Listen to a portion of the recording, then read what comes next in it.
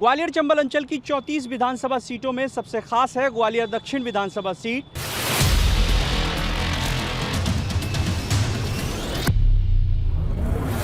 दो 2023 का इलेक्शन है, तो ग्वालियर दक्षिण में क्या है जनता के वो मुद्दे जो बनेंगे पब्लिक मैनिफेस्टो, जानने के लिए बीएसटीवी की टीम पहुंची है ग्वालियर दक्षिण विधानसभा।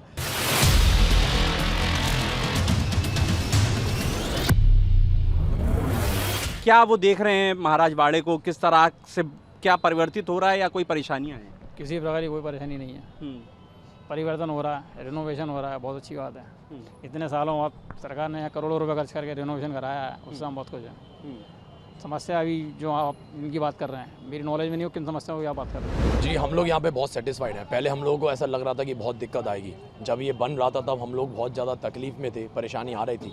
लेकिन जैसा मैं देख पा रहा हूँ कि जैसे जैसे ये बनता चला जा रहा है, ये बहुत सुंदर होता चला जा रहा है, बहुत ही अच्छा लग रहा है। और वैसा लग रहा है कि आने वाले टाइम में ये और ज़्यादा सुंदर हो जाएगा। एक्चुअली क्या है कि अभी महाराज बाड़ा के आसपास पूरा काम चल रहा है, तो थोड़ा सा ट्रैफिक प्रभावित हो रहा है। जैसे ये काम पूरा हो जाएगा, मैं सोचता हूँ कि जैसे अपने ग्वालियर के बहुत अच्छे मॉल्स हैं, मेंटेन्ड मॉल्स हैं, वैसे ये बाड़ा भी एक तरीके का मॉल मेंटेन्ड हो जाएगा। मैं बहुत सेटिस्फाइड हूँ। बाड़े पे जो भी चीज़ें हो रही हैं, गवर्नमेंट की सार्थक प्रयास हैं कि व्यापार, पर्यटन और जन सुविधा तीनों का विकास हो रहा है, और उससे हम काफ़ी सेटिस्फाई हैं, खुश हैं देख के कि बाड़े पे जो बदलाव सरकार जो स्मार्ट सिटी काम कर रही है, वो दुकानदारों को हित को साथ में रखते हुए ही कर रही है। इस चीज़ को हम सेटिस्फाई हैं। आने वाले दिनों में इस महाराज बाड़े की तस्वीर और कुछ बदलेगी, तो व्यापारियों को भी यही उम्मीद है कि महाराज बाड़ा देश दुनिया में अपनी अलग पहचान बनाएगा। तो महाराज बाड़े से अब आगे की तरफ चलते हैं, ग्वालियर दक्षिण विधानसभा के अन्य क्षेत्रों में जाकर और लोगों से बातचीत कर उनके मन को समझने की कोशिश करते हैं।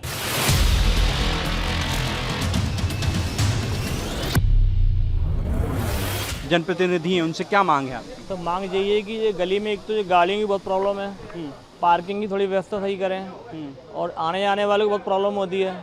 दुकानदार इतनी महंगी दुकान लेके बैठा हुआ है ग्राहक के इंतजार में, ग्राहक कहाँ से आएगा? आप देख रहे हो आप कितनी प्रॉब्लम आ रही है निकलने में, कभी कभी पैदल आदमी नहीं निकल पाता। भैया बस यही है कि प्रॉब्लम जो है दूर हो, समस्या गाड़ियों की। मेन सराफा बाजार की गली है, ये गाड़ियों की दिक्कत है। मेन गली सराफा बाजारी, कस्टमर आता है तो परेशानी होती है उसको कुछ परचेज़ करने में, अपना सामान लेने में। ये प्रॉब्लम दूर होनी चाहिए। अब जो सरकार आए उससे निवेदन है कि अपने पार्किंग व्यवस्था करी जाए और थोड़ी सहूलत मिले। जी, सबसे पहली समस्या तो यहाँ पार्किंग की और गाड़ियों की, जिस तरीके से अव्यवस्थित यहाँ कर रखी है, किसी प्रकार की कोई व्यवस्था नहीं है। कई बार सीएम हेल्पलाइन पे मैंने शिकायतें लगाई हैं, बट कोई सुनवाई नहीं है। दूसरी सबसे बड़ी समस्या इस गली की एंट्रेंस पे और एग्जिट पे दोनों तरफ यूरिनल बने हुए हैं, और आप वहाँ जाके देखेंगे तो आप वहाँ खड़े नहीं हो सकते एक मिनट के लिए। ये बाड़े की स्मार्ट सिटी की सबसे बड़ा बदनुमा धब्बा है ये चीज़ कि इतनी व्यवस्थाएं होने के बाद यहाँ एक यूरिनल नहीं है जहाँ लोग आमजन अपनी मूलभूत सुविधा के लिए जा पाएँ। आप वहाँ जाके देखेंगे, आप एक सेकंड खड़े होकर दिखा दीजिए, मैं मान जाऊँगा आपको। ये सारी व्यवस्थाएं 20 सिटी बाड़े पर हैं, तो फिर तो क्या कहा जाए। सराफा बाजार मेन केंद्र है, स्मार्ट सिटी के नाम पे बाड़े को ही डेवलप कर रहे हैं आप, बाड़े पर ही ये अव्यवस्था है, तो फिर क्या क्या बचता है बताइए आप मेरे को। ना कोई पार्किंग की व्यवस्था है, ना आप वहाँ से एंटर करेंगे, लेडीज़ कोई भी आती है तो वो इतना झिझकती है वहाँ से आने में कि उसको ये लगता है कि घुसूँ कि नहीं घुसूँ। इधर आप जाएंगे तो पूरा दिन बदबू का आलम है, क्या करें, हमारी मजबूरी है, हमें तो बैठना है, क्या कहाँ जाए। अच्छा, क्या देखकर वो मतदान करेंगे इस बार? भाई जो यहाँ आकर के काम करके हमारी समस्याओं को सुलझाएगा उसके लिए काम होगा, अन्यथा तो जैसा चल रहा है वैसा चल ही रहा है। राम भरोसे अब तक चली आ रही है, आगे भी चलेगी राम भरोसे। जो वर्तमान में जो एमएलए हैं प्रवीण पाठक, उनके कामकाज को कैसे देखते हैं? उनका कामकाज ठीक है, अब चूँकि क्षेत्र बड़ा है, उनकी व्यवस्थाएं हैं, तो काम ठीक है उनका, उनसे कोई वो नहीं है। बस ये है कि ये जो छोटी मोटी बुनियादी सुविधाएं वो पूरी कर दी जाए, और कुछ भी नहीं। और क्या क्या समस्या बनी हुई है और क्या चाहते हैं आप? सर गाड़ियों का ये निष्कर्ष हो पूरा प्रॉपर, ये गाड़ियों का काफ़ी बार कंप्लेंट, पार्किंग की बहुत सुविधा है यहाँ पर, पब्लिक टॉयलेट की तो बिल्कुल समझ लो, आप देख रहे हो स्थिति कितनी गंदी है। इस साइड से तो लेडीज़ों को प्रॉब्लम आती है, इस साइड से तो लेडीज़ों को प्रॉब्लम आती है। दोनों साइड से वो बेचारा मुँह पर कपड़े बांध के निकलना पड़ता है, बहुत गंभीर समस्या है दोनों चीज़ों की। तो देखिए, जो दुकानदार हैं उनकी प्रमुख मांग तो यही है कि यहाँ पर एक तो पार्किंग की सुविधा हो, दूसरा पब्लिक टॉयलेट जो है वो बेहतर हो सके, क्योंकि महिलाएं जब निकलती हैं तो उन्हें काफ़ी दिक्कतों का सामना करना पड़ता है। तो ये था सराफा मार्केट। अब आगे चलते हैं ग्वालियर दक्षिण के अन्य जो क्षेत्र हैं वहाँ पर जनता की राय लेकर उनकी बातें जानने की कोशिश करते हैं।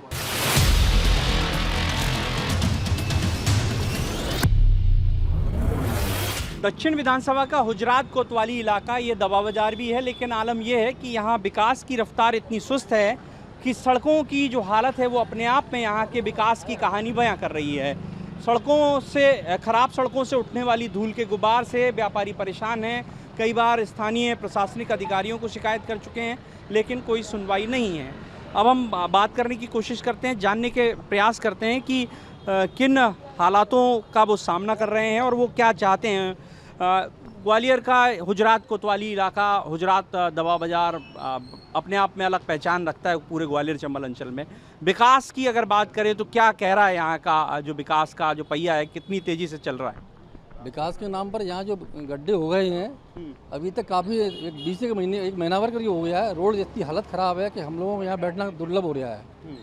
तो हम गवर्नमेंट से यही चाहते हैं कि विकास करे। तो विकास के नाम पे कहती है स्मार्ट सिटी बना रखी है, अच्छी बात है स्मार्ट सिटी बना, लेकिन यहाँ तो कुछ भी नहीं है। इसलिए स्मार्ट सिटी के नाम से विकास किया जाए, रोड बनाई जाए जिससे हम लोगों को सुविधाएँ हो। क्या स्थिति है आपके क्षेत्र की? मट्टी डाल दी गई है साहब, बाकी धूल ही धूल, सारी दुकानों में धूल भरी पड़ी हुई है, सारी मेडिकलों में धूल है, जबकि धूल के नाम धूल होना ही नहीं चाहिए दवाई की दुकान पर। क्या चाहते क्या है? ये चाहते जी सड़क बने, सड़क के नाम से कुछ भी नहीं है। इस सड़क की वजह से जहाँ जितना चक्कर जाम रहता है कि ग्राहक आना कम हो गए इस जगह पे। गाड़ियाँ लगा नहीं पा रहे हैं, जाम होता जा रहा है, ट्रैफिक बड़ी गाड़ियाँ आ रही हैं, जाम कर दे रही हैं, और गड्ढे इतने हैं कि कुछ कहीं नहीं जाए। इसको जल्द से जल्द इसको सड़क बना के हमको 7 से 8 बार काउंटर साफ़ करना पड़ता है। कोई कस्टमर हमारे पास रुकना नहीं चाह रहा है, सिर्फ और सिर्फ धूल के चक्कर में। कोई चलता हुआ कस्टमर हमारे पास आता है, हमको और 4 बातें बोल जाता है, भैया आप लोग भी यहाँ कैसे बैठे हो। हम लोग के बाल देखोगे, रोज़ तो बाल धोने पड़ते हैं, इतनी मिट्टी घुस जाती है। दुकान की आप हालत देखिए, रोज़ हमको 2 घंटे दुकान साफ़ करने में लग जाते हैं, इतनी हम लोगों की हालत ख़राब है जी। रेगुलेशंस में ये लिखा होता है कि धूल नहीं आना चाहिए दुकान के अंदर, और ये कंडीशन है गवर्नमेंट की कि ये गड्ढे हैं और धूल ही धूल भर रही है दुकान के अंदर। दवाई में तो धूल भरेगी तो फिर मरीज कैसे सही होगा? जो स्थानीय विधायक है उनसे कभी बात नहीं करी? प्रवीण पाठक कोई नहीं आता है यहाँ पे, नहीं आते प्रवीण पाठक जी, कभी नहीं देखा, कभी नहीं आए जी। हमने भी नहीं देखा यहाँ पे, अभी तक नहीं देखा जी। उनसे निवेदन है प्रवीण पाठक जी से जल्द इसको देखें, इस मुद्दे को जल्दी से जल्दी सॉल्व आउट करें और सड़क बनवा के हम लोगों का सहयोग प्रदान करें। अच्छा ये बताइए कि अगर यहाँ के ट्रैफिक की बात करें तो कितनी ट्रैफिक व्यवस्थित रहता है? नहीं, बिल्कुल भी नहीं है। चलता वो ट्रैफिक है, जाम लगता है तो 2-2 घंटे तक जाम लगता है। 2-2 घंटे तक हम परेशान होते हैं। हम लोग सिर्फ बैठ के ट्रैफिक देखते हैं और कुछ देखने के लिए होता है हमारे पास कुछ भी नहीं देख सकते हम। जब से ये सड़क खुदी है तब से व्यापार प्रभावित हुआ है? प्रभावित हुआ है, कस्टमर नहीं आ रहे हैं, गाड़ी नहीं रख पा रहे कस्टमर, गाड़ी नहीं रख पा रहे हैं इधर। सारे कस्टमर उधर गाड़ी रखने जाता, फिर पैदल कैसे आएगा आदमी? गिर पड़ा हो रहा है यहाँ पर। इस बार क्या देखकर वोट क्या कर रहे वोट ही नहीं करेंगे। वोट ही नहीं करेंगे। अगर ऐसे विकास हुआ तो वोट काहेगा पर करेंगे? किसके लिए वोट करेंगे फिर हम? हमें अपनी चाहिए वोट चाहिए तो, लेकिन हमें विकास तो चाहिए। यहाँ हमारे कस्टमर परेशान होते हैं, गाड़ी लगा तो उठाने वाले गाड़ी उठा ले जाते हैं, तो गाड़ी कहाँ लगाएंगे? नया मार्केट बन गया है हुजरात मार्केट, इतना लंबे लेवल पे बना के रखा है और ये हालत है सड़कों की। शिवराज सिंह चौहान आने वाले 1 महीने के अंदर उसका उद्घाटन करने, तभी मेरे को लग रहा है शिवराज सिंह जी को दिखाने के लिए सड़क बनेगी, उसके बाद उससे पहले तो नहीं बननी है। यह वोट तो पता नहीं हम लोग करेंगे कि भी नहीं करेंगे। अगर इस तरीके से होगा तो वोट देने का मतलब ही नहीं है ना। इस तरीके से तो वोट देंगे ही क्यों हम लोग नहीं देंगे इस तरीके से वोट। देखिए व्यापारी जो हैं वो परेशान हैं और उनकी यही मांग है कि यहाँ की सड़क बने, यातायात व्यवस्थित हो, और वो इतने दुखी हैं कि उन्होंने ये तय कर लिया है कि विकास नहीं तो वोट नहीं, यानी वोट का भी बहिष्कार करने की बात वो कह रहे हैं।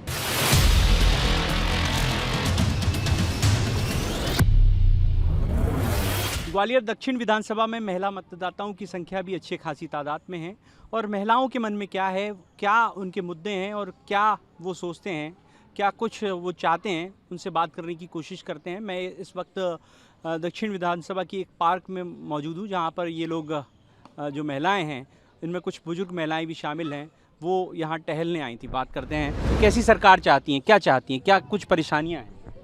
सरकार अच्छी हो, अपने काज सब सुविधाएं दे, मतलब खाने पीने के लिए, कि ना कछु ऐसे परेशान करे अपन को। हमें तो अच्छी सरकार चाहिए। बुजुर्ग पेंशन, ऐसी विधवा पेंशन इस तरह की पेंशन मिलती है मेरे को, 600 रुपये मिलती वो पर्याप्त हो जाती है? नहीं हो पाती। क्या चाहती हैं आप? क्या हम यही चाहते क्या हैं कुछ मदद मिले? हाँ, कुछ मदद मिले भैया। कंट्रोल में 2 किलो गेहूँ आते हैं, क्या होता है 2 जने, एक जने का महीना भर को, और किराए के घर से रह रहे हैं, किराए में तो गुजर बसर मुश्किल हो रहा है। हाँ, मुश्किल हो रही है। अच्छा जी, 1000 रुपये मिले तो कितनी राहत मिली आप? अब राहत का लए तो हमने सिलेंडर भराया तो उसमें मिला दिए। सिलेंडर 1200 को भर रहा है, कम नहीं है, और क्या राहत मिलेगी। गेहूँ तो सब ऐसे ही करके लेना ही पड़ रहा हुआ, कंट्रोल से तो वही 2-2 किलो मिल रही है, क्या होता है। बस भैया ऐसा हो कि कछु ऐसी अपन गरीब लोगों को ऐसी मदद तो होए कि कोई खाने की व्यवस्था, घर का घर नहीं है, कुछ नहीं, किराए से रह रही है, घर का घर नहीं कुछ है। अब जी बताओ, कुछ भी नहीं है। वो सरकार ने बताया फ्लैट, वो भी उधर है, वैसे लोग रह रहे हैं, हम तो किराए से, फिर भी यहीं किराए से डरी है। गुड़ी आपको नहीं मिला वो फ्लैट? मिला है, लेकिन वहाँ लोग रहने नहीं देते, जो गुजर वैसे मुसलमान मेहतर, वो डराए टोर टोर के कब्जा करके रह रहे हैं। 1,80,000 भरी आई मैं, इतनी परेशानी में हूँ मैं, क्या करूँ जी बताओ। 1,27,000 को सुनना, 1,80,000 भरा लिए उनने, और तो भी फ़ोन करते रहती है आवास बारे। क्या करें बताओ। अब तुम क्या सोचकर वोट देंगे आप? मैं सोच कर जी बोल रही हूँ, कोई व्यवस्था हो जाएगी तो भगवान की ही है बस। तो आपके जो विधायक है कभी आते नहीं है क्या आपके? अरे कोई नहीं सुनाई करते, कोई नहीं विधायक। वोटन को आते हैं, घर पे जाओ जी, ऐसा खड़ा भया हुआ घास की में, सुनते भी नहीं है जी। और हमने वोट अपना 1 साल बकाई जाने नहीं दिया। चामोड़ा मेरा मालमपुर काम करने जाता हो, रहता हो, तो भी आता है, मैं बुलाती हूँ, बेटा नहीं अपन वोट देना है, ऐसी बात नहीं है। वैसे तो आएंगे, खुशामद करेंगे, हम कटोरी में तेल भी दे देंगे ना, तो मालिश भी कर जाएंगे। मेरे ना पेंसिल मिली, ना वो कछु नहीं। क्या नहीं मिला आपको? पेंसिल नहीं मिली। और क्या नहीं मिला? कुछ नहीं। कुछ नहीं। हम तो अकेले हैं, करती है, खाते हैं। देखिए, ये वो महिलाएं हैं जो मेहनत मजदूरी करके अपनी गुजर बसर करती हैं। उनका कहना है कि सरकार को इनकी ओर ध्यान देना चाहिए, और जो भी सरकार बने वो इनकी तरफ ध्यान दे। दूसरी तरफ जो राशन है उसमें थोड़ा सा बढ़ोतरी होनी चाहिए। इसके अलावा जो पेंशन आदि इनको मिलती है, विधवा बुजुर्ग पेंशन जो मिलती है, उसकी भी राशि बढ़ानी चाहिए। तो महिलाओं की मन की बात तो ये है, और अब उन्होंने ठान लिया है कि वो उससे ही वोट देंगे जो उनकी बात सुनेगा। ग्वालियर दक्षिण बीजेपी का मजबूत किला रहा है। 20 साल तक लगातार बीजेपी यहाँ पर काबिज रही। पारंपरिक रूप से अगर बात करें तो ये बीजेपी की सीट रही है, लेकिन 2018 में बीजेपी का विजय रथ रुका। यहाँ पर कांग्रेस के प्रवीण पाठक महज 121 वोटों से जीत कर आए, लेकिन कहा जाता है कि बीजेपी के भीतर हुई बगावत ने बीजेपी को यहाँ शिकस्त दी। दोनों दलों से यहाँ नेता मौजूद हैं जो ग्वालियर दक्षिण से ही आते हैं। हमारे साथ कांग्रेस के नेता पिंकी पंडित जी मौजूद हैं। पिंकी जी, जो बगावत हुई, समीक्षा गुप्ता की बगावत की वजह से कांग्रेस यहाँ जीती। बगावत की वजह से नहीं जीती, एक प्रत्याशी की वजह से कांग्रेस जीती थी। जैसे इसका उदाहरण 20 साल पहले हमारे भगवान सिंह जी रहे, वो भी एक अलग प्रत्याशी थे, और इसके बाद जिन प्रत्याशियों को टिकट मिला कांग्रेस से, वो कमज़ोर प्रत्याशी साबित हुए।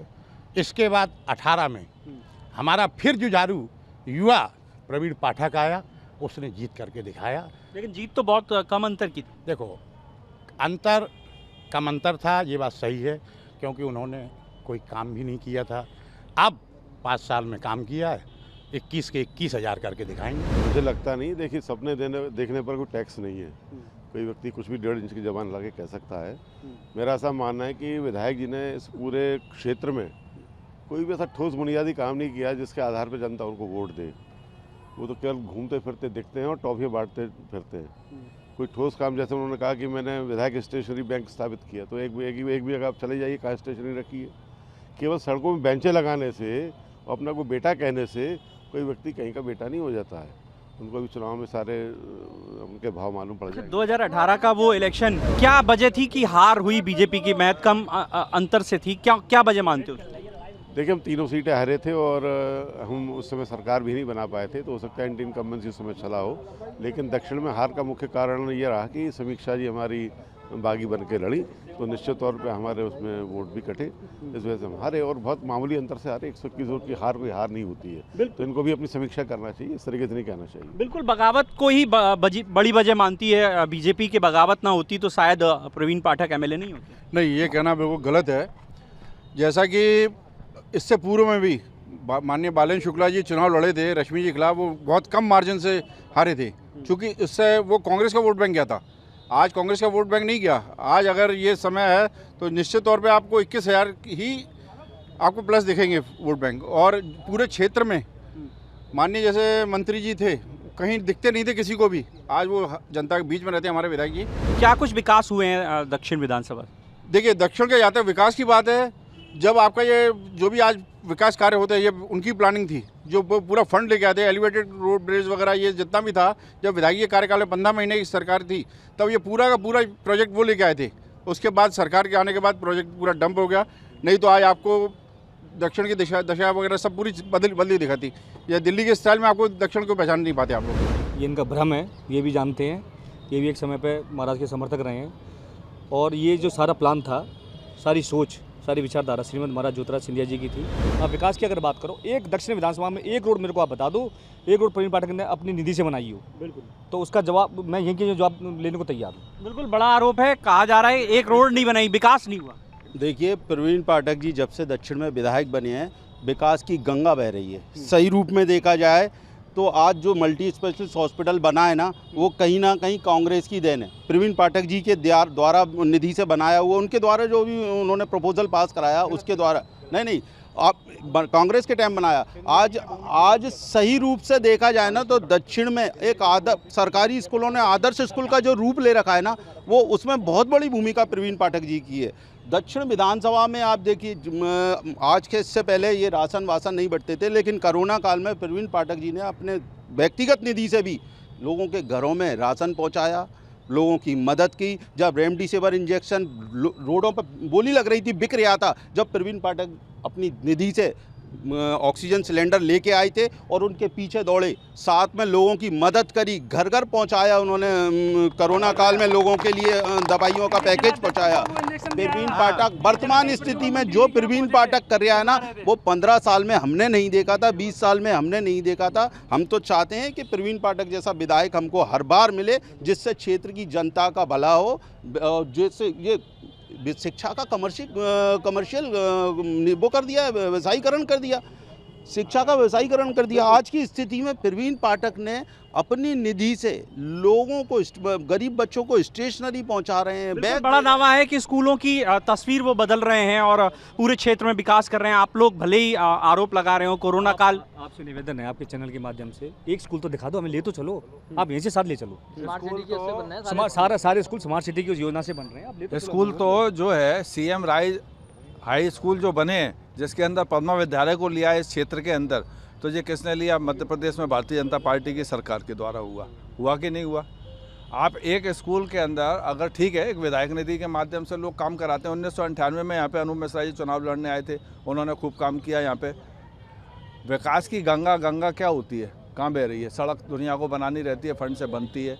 नल पानी, एक कंक्रीट वर्क बनाओ, एक कंक्रीट वर्क ये बता दो कि ये कंक्रीट वर्क हुआ है जिससे जनता को लाभ हुआ हो। पानी, सड़क, नल, ये तो हरा घोषणा। एक मिनट नहीं बोलो। आप घोषणावीर मुख्यमंत्री की तारीफ करते हैं, जनता पे अत्याचार हो रहा है, भ्रष्टाचार हो रहा है, रोजगार की बात नहीं करते। ये सिर्फ स्मार्ट सिटी की बात, कोरोना काल में सिर्फ कालाबाजारी के अलावा बीजेपी सरकार ने कुछ नहीं किया। स्मार्ट सिटी की बात करते हैं, 15 सालों से स्मार्ट सिटी नहीं खड़े हुए। आप देख लीजिए स्मार्ट सिटी क्या है, पूरा अंधेरे में स्मार्ट सिटी गड्ढों से पूरा शहर जूझ रहा है। आप देखिए स्मार्ट सिटी के नाम पे ने करोड़ों में घपला कर दिया, बेकार दिया। भाजपा ने कोई 15 साल में कोई विकास की लाइन नहीं दौड़ाई, ओनली अत्याचार। बिल्कुल आरोप लगा रहे हैं, भाजपा ने कोई विकास नहीं किया, इस तरह के आरोप है आपके सामने। आरोप लगा, आप जहाँ पर खड़े हैं, जो स्थान है, इसके पीछे आप दिखाइए जियो साइंस म्यूजियम बना हुआ है, यहाँ अटल जी का म्यूजियम बना हुआ है। ग्वालियर चंबल संभा की सबसे बड़ी पार्किंग 5 फ्लोर की यहाँ बन रही है।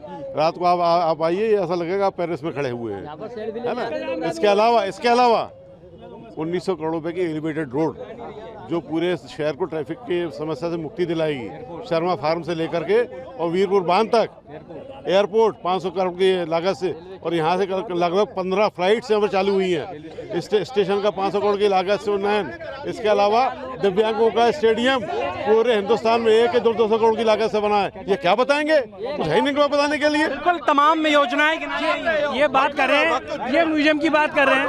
रुको, ये हमारे पूर्व जिला अध्यक्ष भाजपा की बात कर रहे हैं कि सिंधिया जी ने ये कराया और गोरकी में ये कराया। मैं आपको बताना चाहता हूँ, दूसरों का घर तोड़ के अपना घर बनाया तो क्या बनाया? साथियों में जो बताओ, ये अपना भला कर रहे हैं, अपना व्यापार चला रहे हैं, जनता के लिए क्या करा? पूरा शहर अंधेरे में डूबा हुआ है स्मार्ट सिटी के नाम पे। आप देखो, करोड़ों रुपए का घपला कर दिया लोगों ने। 500 रुपए की लाइट आज लाखों की 50,000 की बताते हैं। बिल्कुल आरोप लगा रहे हैं करप्शन हुआ है स्मार्ट सिटी के कामकाज में।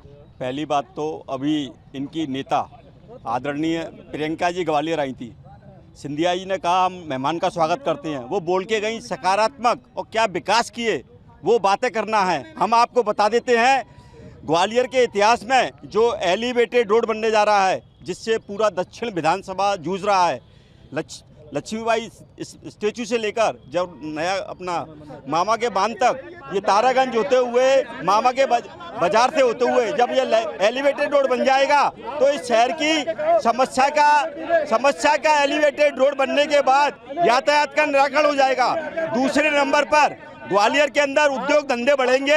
560 करोड़ की लागत से इंटरनेशनल एयरपोर्ट बन रहा है। एयरपोर्ट मिल रहा है, एयरपोर्ट बन रहा है। नहीं भाई साहब, ये अपने दिल पे आते हैं, आप अपने दिल पे आते हैं। सिंधिया बीजेपी अलग है क्या?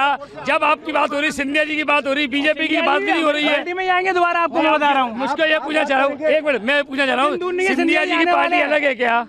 ये बीजेपी अलग है। ये तमाम आरोप लगा।